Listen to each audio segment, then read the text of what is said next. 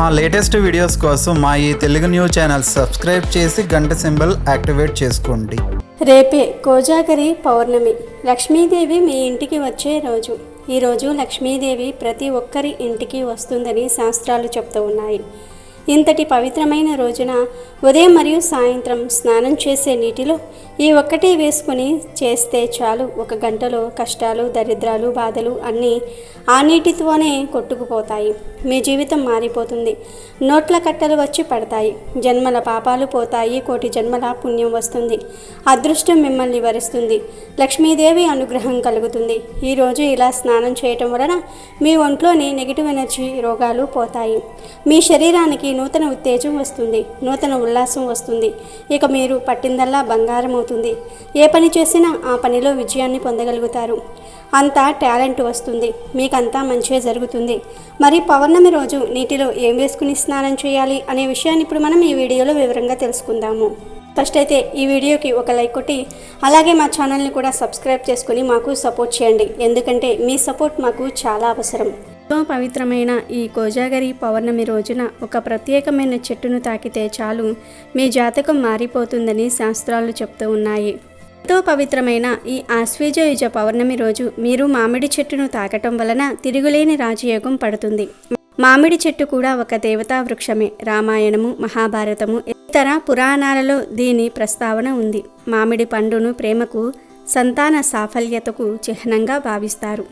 ఏ శుభకార్యం అయినా సరే ఇంటికి మామిడి ఆకులు కట్టకుండా ప్రారంభించరు.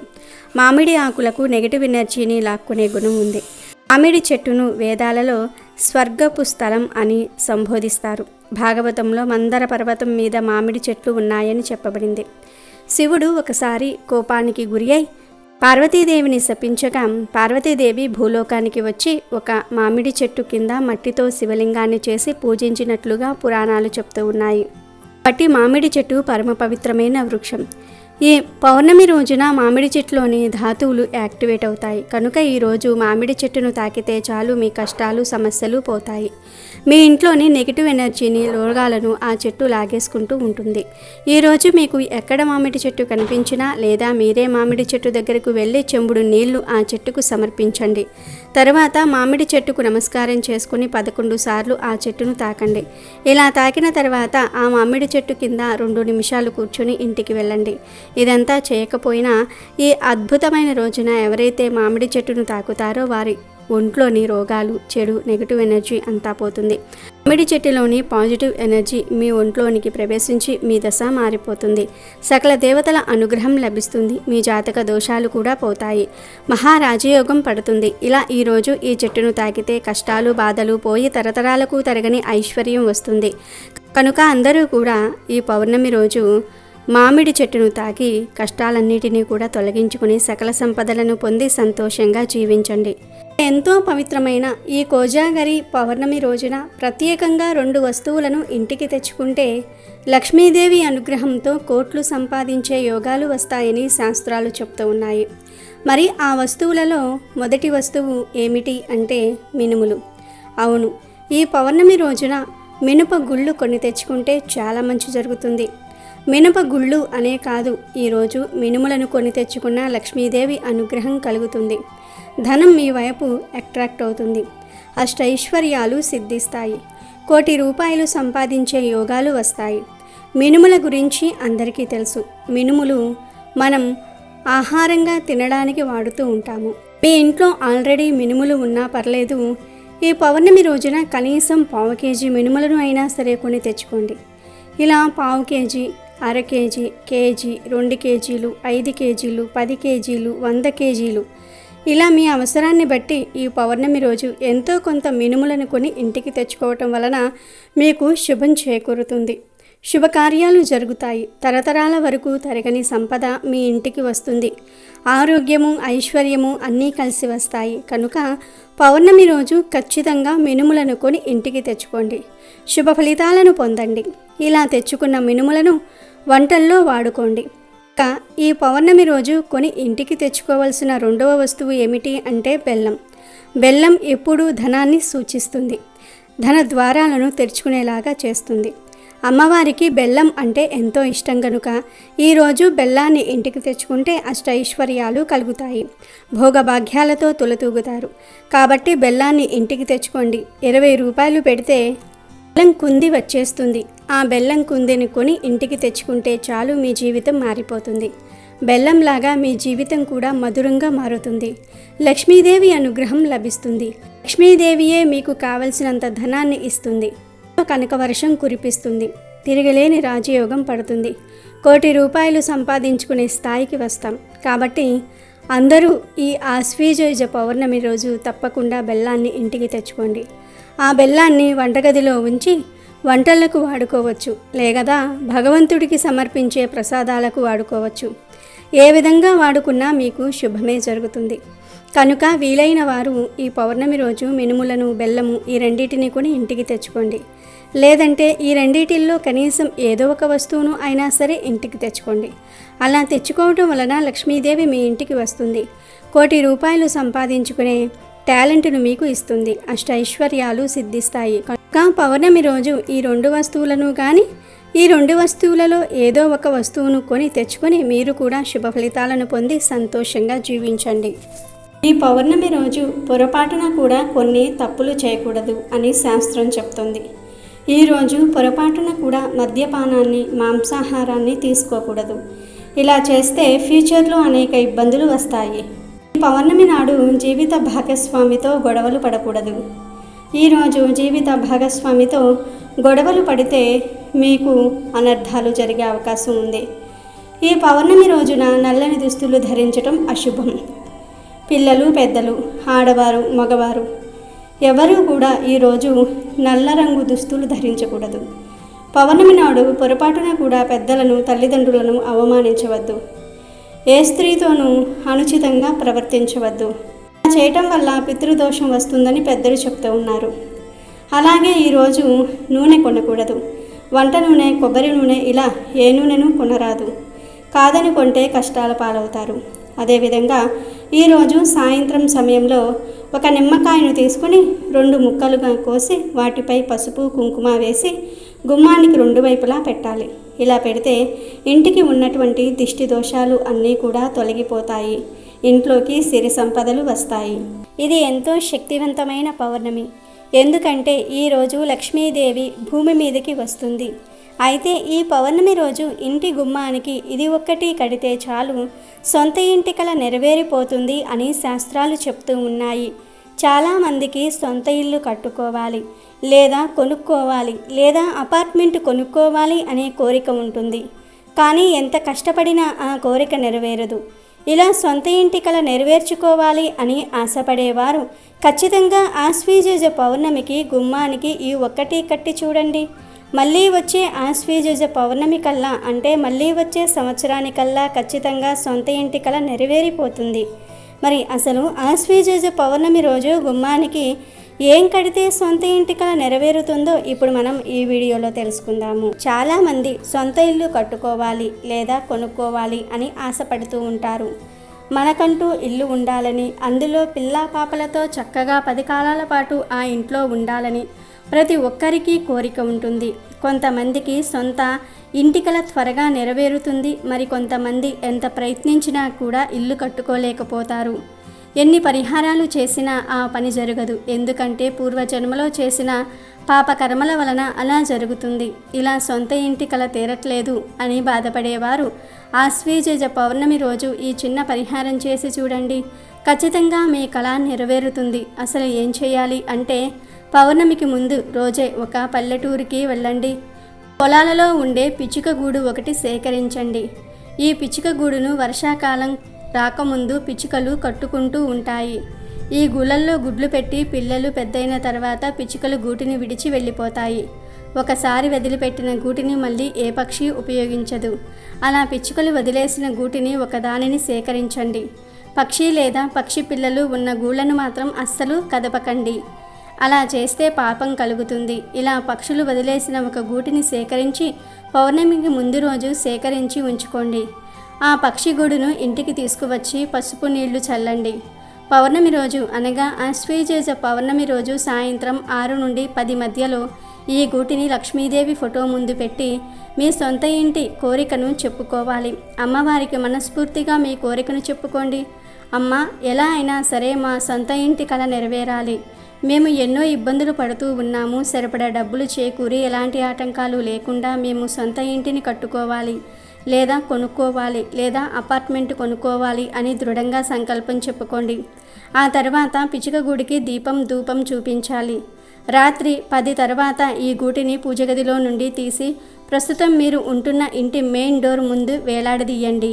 పౌర్ణమికి ముందు రోజే ఈ పక్షి గూడును తెచ్చుకుని పౌర్ణమి రోజు గుమ్మానికి కట్టాలి. ఈ గూటికి పూజ చేసే సమయంలో, అంటే లక్ష్మీదేవి ఫోటో దగ్గర పెట్టినప్పుడు అగరవత్తుల ధూపం వేయాలి, దీపం చూపించాలి. ఆశ్వీజ పౌర్ణమి రోజు ఇలా చేస్తే ఖచ్చితంగా సంవత్సరంలో మీ సొంత ఇంటి కల నెరవేరుతుంది. ఈ పక్షి గూడు లక్ష్మీ సరస్వతులకు మక్కువ కాబట్టి దీనిని కట్టడం వలన సిరి సంపదలు కలిగి ఇంట్లో నరఘోష, శత్రు బాధలు లేకుండా చేస్తుంది. ఈ పరిహారాన్ని ఒరిజినల్ పిచ్చుక గూడుతోనే చేయాలి. ఆర్టిఫిషియల్ పక్షి గూడుతో పరిహారం చేసిన ఫలితం మాత్రం ఉండదు. కాబట్టి సొంత ఇల్లు కట్టుకోవాలి లేదా కొనుక్కోవాలి అనే కోరిక ఉన్న ప్రతి ఒక్కరూ కూడా ఆశ్వీజ పౌర్ణమి రోజు గుమ్మానికి దీనిని కట్టి, అంటే పిచ్చుక గూడును కట్టి, అది కూడా ఒరిజినల్ పిచ్చుక గూడును కట్టి ప్రతిరోజు అగరవత్తుల ధూపం చూపించండి. తప్పక మీ కోరిక అనేది నెరవేరుతుంది. గోవు ఈ కోజాగరి పౌర్ణమి రోజు మీకు కనిపిస్తే ఆ గోవు చుట్టూ 3 ప్రదక్షిణాలు చేసి 3 సార్లు ఓం నమో భగవతే గోమాత్రే నమః అనే మంత్రాన్ని పఠించండి. గోవు చుట్టూ 3 ప్రదక్షిణలు చేయటం వలన 33 కోట్ల మంది దేవతల చుట్టూ ప్రదక్షిణలు చేసిన ఫలితం వస్తుంది. అలా ప్రదక్షిణలు చేసిన తర్వాత ఓం నమో భగవతే గోమాత్రే నమః అనే మంత్రాన్ని 3 సార్లు పఠించండి. ఆ తర్వాత కొంచెం గడ్డిని తెచ్చి ఆ గోమాతకు తినిపించండి. గడ్డి ఎక్కడ పడితే అక్కడ ఉంటుంది కనుక కొంచెం గడ్డిని పీకి తెచ్చి గోమాతకు పెట్టండి. లేదు మాకు దగ్గరలో అస్సలు గడ్డి లేదు అనుకునేవారు పచ్చటి ఆకుకూరలను కానీ కూరగాయలను కానీ, అంటే తోటకూర, పాలకూర, చుక్కకూర, బీరకాయ, బెండకాయ లాంటి ఆకుపచ్చ రంగులో ఉండే వాటిని పెట్టండి. ఇలా ఈ పౌర్ణమి రోజు గోవు కనిపిస్తే ఇలా చేయటం వలన మీకు ఉండే సకల దరిద్రాలు తొలగిపోతాయి. దేవతలందరి అనుగ్రహం కలుగుతుంది. జాతకంలో ఉండే దోషాలు పోతాయి. తరతరాలకు తరగని ఐశ్వర్యం వస్తుంది. కనుక ఈ పౌర్ణమి రోజు గోవు కనిపిస్తే మీరు కూడా ఈ విధంగా చేసి శుభ ఫలితాలను పొందండి. ఆశ్వీజ పౌర్ణమినే శరత్ పౌర్ణమి అని అంటారు. ఇది అమ్మవారి ఆరాధనకు చాలా విశేషమైన రోజు. మామూలు ప్రజలు అమ్మవారి ఆరాధన, దేవీ నవరాత్రులు 9 రోజులు చేస్తే, దేవి ఉపాసకులు మాత్రం ఆశ్వీజ శుద్ధ పాడ్యమి నుంచి పౌర్ణమి వరకు 15 రోజుల పాటు చేస్తారు. ఏడాదిలో ఈ ఆశ్వీజ పౌర్ణమి నాడు మాత్రమే చంద్రుడు పూర్తి 16 కళలతో ప్రకాశిస్తూ ఉంటాడు. అందువలన ఈ శరత్ పౌర్ణమి రోజున భూమి మీదకి ప్రసరించే చంద్రకిరణాలకు విశేషమైన శక్తి ఉంటుంది. అవి శారీరక, మానసిక రుగ్మతలను దూరం చేస్తాయి. ఈ చంద్రకాంతిలో కూర్చొని లలితా సహస్రనామ పారాయణం చేయటం, ఆవు పాలతో చేసిన పరమాన్నం చంద్రుడికి నివేదన చేసి రాత్రంతా చంద్రకాంతిలో ఉంచి ఉదయాన్నే దాన్ని ప్రసాదంగా స్వీకరించటం వలన చాలా మేలు జరుగుతుంది. కాంతి నుంచి ఈ పౌర్ణమి రోజున అమృతం కురుస్తుందని శాస్త్రం చెప్తుంది. చంద్రకాంతిలో ఉంచిన పరమాన్నం చంద్రకిరణాలలో ఉన్న ఔషధీ తత్వాన్ని తనలో ఇముడింపజేసుకుంటుంది. మరునాడు ఉదయము ఆ కుటుంబ సభ్యులందరూ కూడా ప్రసాదంగా స్వీకరించాలి. ఆశ్వీజ పౌర్ణమికే కోజాగరి పౌర్ణమి అనే పేరు కూడా ఉంది. కోజాగరి పౌర్ణమి రోజున లక్ష్మీదేవిని పూజిస్తారు. ఈరోజు లక్ష్మీదేవి భూమి మీదకి వస్తుందని ప్రతీతి. ఈరోజు కోజాగరి వ్రతం చేస్తారు. లక్ష్మీదేవికి ప్రేమైన వ్రతం ఈ కోజాగరి వ్రతం. సంపదలను, సౌభాగ్యాన్ని ప్రసాదించే చల్లని తల్లిగా శ్రీ లక్ష్మీదేవిని పూజిస్తాము. లక్ష్మీదేవికి అత్యంత ప్రియమైన మరియు దారిద్ర్య వినాశక వ్రతం కోజాగరి వ్రతం. ఒకసారి మహర్షులందరూ కూడా వాల్కీల్య మహర్షిని దారిద్ర్యం తొలగిపోయి లక్ష్మీదేవి ప్రసన్నం అయ్యే వ్రతాన్ని వివరించమని కోరగా ఆయన కోజాగరి వ్రతాన్ని వివరించినట్లుగా పురాణ విదితం. పూర్వం మగధ దేశంలో వలితుడనే బ్రాహ్మణుడు నివసిస్తూ ఉండేవాడు. అతడు గొప్ప పండితుడు, భక్తుడు, కానీ అతను కటిక పేదవాడు. ఆయన భార్య అయిన చండి పరమ గయ్యాలి. తనకి బంగారం, పట్టు వస్త్రాలు కొని ఇవ్వలేదని వలితుడి మాటలను ధిక్కరించి వ్యతిరేకంగా ప్రవర్తించేది. తన మాటను అస్సలు వినేది కాదు. ఒకసారి వలితుడి స్నేహితుడైన గణేష వర్మ వలితుడి బాధను చూసి, నీవు ఏ పని చేయించుకోవాలనుకుంటున్నావో దానికి వ్యతిరేకంగా పని చేయమని నీ భార్యకు చెప్పు. అప్పుడు ఆమె నీకు అనుకూలమైన విధంగా పనిచేస్తుంది కాబట్టి నీ పని జరుగుతుందని సలహా ఇచ్చాడు. కొంతకాలానికి వలితుడి తండ్రి ఆబ్దికం వచ్చింది. స్నేహితుడు చెప్పినట్లుగానే వలితుడు, రేపు మా తండ్రి గారి ఆబ్దికం అయినా నేను ఆబ్దికం పెట్టదలుచుకోలేదు అని భార్య చండితో అన్నాడు. కొత్త మాటలు విన్న చండి దానికి వ్యతిరేకంగా మా అమ్మగారి ఆబ్దికాన్ని వలితుడితో చేయించింది. అన్నీ సవ్యంగా జరుగుతున్నాయన్న సంతోషంలో వలితుడు భార్య చండితో పిండాలను తీసుకుని వెళ్ళి నదిలో పడేసి రమ్మన్నాడు. వెంటనే చండి పిండాలను ఊరిలోని కాలువలో పడేసి వచ్చింది. అది చూసిన వలితుడి మనస్సు విరక్తి చెందటంతో ఇల్లు వదిలి అరణ్యానికి వెళ్ళిపోయాడు. కొంతకాలం తర్వాత ఆశ్వయుజ పౌర్ణమి వచ్చింది. సాయంకాలమయ్యింది.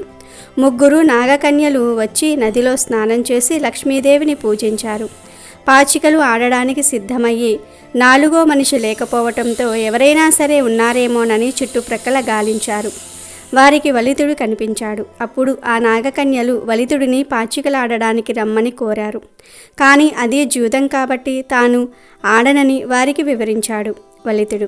ఈరోజు పాచికలు ఆడటం నియమమని నాగకన్యలు వలితుడికి చెప్పి పాచికలాడడానికి ఒప్పించారు. లక్ష్మీ సమేతుడైన విష్ణువు భూలోకంలో ఎవరు మేలుకొని ఉన్నారో చూడడానికి రాగా వారికి ఈ ముగ్గురు నాగకన్యలు వలితుడు పాచికలాడుతూ కనిపించారు.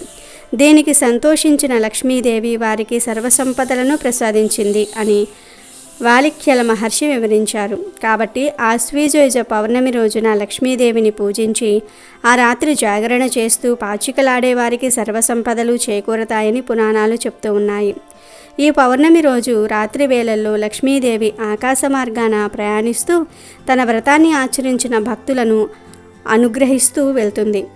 అమ్మవారు కటాక్షం కారణంగా దారిద్ర బాధలు తొలగిపోతాయి, సిరి సంపదలు చేకూరతాయి. అంతేకాదు ఇదే రోజు మన రాష్ట్రంలో కొన్ని ప్రాంతాలలో గొంతెమ్మ పండుగను చేస్తారు. కుంతి మహేశ్వరిని పూజిస్తూ ఉంటారు. అరిసెలు, అప్పములు, కూరలను నైవేద్యంగా సమర్పిస్తూ ఉంటారు. ఎంతో పవిత్రమైన ఈ పౌర్ణమి రోజున ఉదయం మరియు సాయంత్రం స్నానం చేసే నీటిలో, అనగా స్నానం చేసే ముందు బకెట్లోని నీటిలో ఒక ఎర్రటి పుష్పాన్ని కానీ, పిడికెడు వేప ఆకులను కానీ, 3 యాలకులను కానీ వేసుకుని స్నానం చేయాలి. అంటే మీకు దొరికితే మీ ఇంటి దగ్గర ఉండే ఒక ఎర్ర పుష్పాన్ని నీటిలో వేసుకుని స్నానం చేయండి. అంటే ఎర్ర గులాబీ రేకులను లేదా ఎర్ర మందార పువ్వును కానీ, ఎర్ర కలువ పువ్వును కానీ, ఇలా ఏదో ఒక ఎర్ర పుష్పాన్ని వేసుకుని 10 నిమిషాల తర్వాత స్నానం చేయండి. ఇలా స్నానం చేస్తే లక్ష్మీ అనుగ్రహం కలుగుతుంది. ఒకవేళ మీ దగ్గర ఎర్రటి పుష్పాలు లేకపోతే, మీకు ఎర్రటి పూలు దొరక్కపోతే గుప్పెడు వేప ఆకులు తెచ్చి లైట్గా నలిపి నీటిలో కలిపి 10 నిమిషాల తర్వాత ఆ నీటితో స్నానం చేయండి. ఇవేమీ దొరకకపోతే 3 యాలకులను నీటిలో వేసుకుని స్నానం చేసుకోండి. ఇలా ఈ పౌర్ణమి రోజు నీటిలో ఒక ఎర్ర పుష్పాన్ని కానీ, వేప ఆకులను కానీ, 3 యాలకులను కానీ వేసుకుని స్నానం చేస్తే గంటలో కష్టాలు, దరిద్రాలు, బాధలు అన్నీ ఆ నీటితోనే కొట్టుకుపోతాయి. మీ జీవితం మారిపోతుంది. నోట్ల కట్టలు వచ్చి పడతాయి. జన్మల పాపాలు పోతాయి. కోటి జన్మల పుణ్యం వస్తుంది. అదృష్టం మిమ్మల్ని వరిస్తుంది. లక్ష్మీదేవి అనుగ్రహం కలుగుతుంది. ఈరోజు ఇలా స్నానం చేయటం వలన మీ ఒంట్లోని నెగిటివ్ ఎనర్జీ రోగాలు పోతాయి. మీ శరీరానికి నూతన ఉత్తేజం వస్తుంది. నూతన ఉల్లాసం వస్తుంది. ఇక మీరు పట్టిందల్లా బంగారం అవుతుంది. ఏ పని చేసినా ఆ పనిలో విజయాన్ని పొందగలుగుతారు. అంతా టాలెంట్ వస్తుంది. మీకంతా మంచిగా జరుగుతుంది. కనుక మీరు కూడా ఈ ఆశ్వయుజ పౌర్ణమి రోజు ఈ విధంగా స్నానం చేసి శుభ ఫలితాలను పొందండి. సంతోషంగా జీవించండి. ఆశ్వయుజ శుద్ధ పౌర్ణమిని కోజాగరి పౌర్ణమి అంటారు. ఈ రాత్రి లక్ష్మీదేవి భూమి అంతా కూడా తిరుగుతూ ప్రతి ఇంటికి వస్తుంది.